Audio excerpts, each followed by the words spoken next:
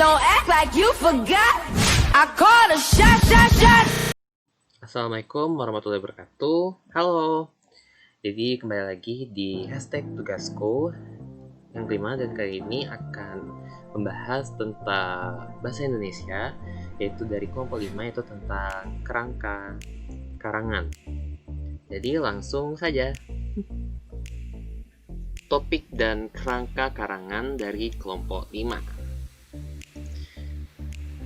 Ini adalah anggota dari kelompok 5 yang membuat materi ini. Thank you guys. Oke, kita langsung saja. Untuk pengantarnya, ini itu kayak pengantar topik dan kerangka itu, yaitu langkah paling awal untuk melakukan penyusunan karya ilmiah. Dan sebuah karya tulis ilmiah tidak akan terbentuk jika tidak jelas topik yang akan dibahas di dalamnya. Pada bagian ini akan dipaparkan mengenai kerangka karangan sebagai langkah awal penyusunan karya tulis ilmiah. Topik itu adalah yang pertama kali kita tentukan ketika akan membuat sebuah tulisan atau karangan, dan disebut juga sebagai tahap awal dalam proses penelitian untuk penyusunan karya tulis ilmiah. Nah, ciri utamanya itu adalah cakupan atas suatu permasalahan masih bersifat umum dan belum diuraikan secara lebih mendetail. Jadi itu adalah topik. Nah, syaratnya itu dari dua segi, yaitu dari segi pembaca dan segi penulis. Tapi umumnya ada beberapa syarat topik yang baik. Pertama, untuk menarik untuk ditulis dan dibaca. Yang kedua, dikuasai dengan baik oleh penulis. Ya, minimalnya prinsip-prinsip ilmiah.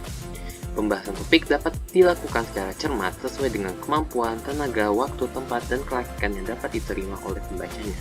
Jangan lupa dengan penulis juga ya.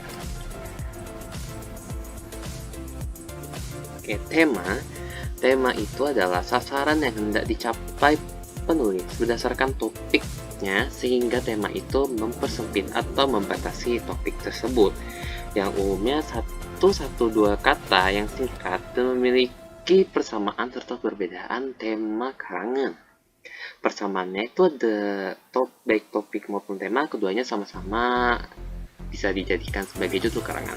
Dan perbedaannya itu mengandung hal yang umum topiknya, dan sedangkan tema yang akan lebih spesifik dan lebih terarah dalam membahas suatu permasalahan. Tema merupakan suatu gagasan pokok atau ide pikiran tentang suatu hal, yang salah satunya adalah membuat suatu tulisan. Dan ada hal yang perlu kita pertimbangkan, yang di sini ada 4, itu harus menarik, terus dapat diketahui dan dikuasai oleh penulis, untuk temanya itu, terus harus sempit dan terbatas topiknya, jadi tidak terlalu luas cakupannya. Dan yang keempat, untuk penulis pemula, hindari topik kontroversial dan baru. Pokok pemikiran tertentu yang akan disampaikan oleh penulis dalam karangannya disebut tema karangan. Tema itu hendaknya harus diungkap secara eksplisit dan memudahkan penulis dalam menulis sebuah kerangka karangan. Judul merupakan perincian atau jabaran dari topik yang diberikan untuk bahasan atau karangan. Nama yang dipakai untuk buku atau bab atau pokoknya karangan dan sebagainya, untuk menjelaskan secara pendek apa maksud dalam artikel tersebut, yang disebut juga sebagai kepala tulisan.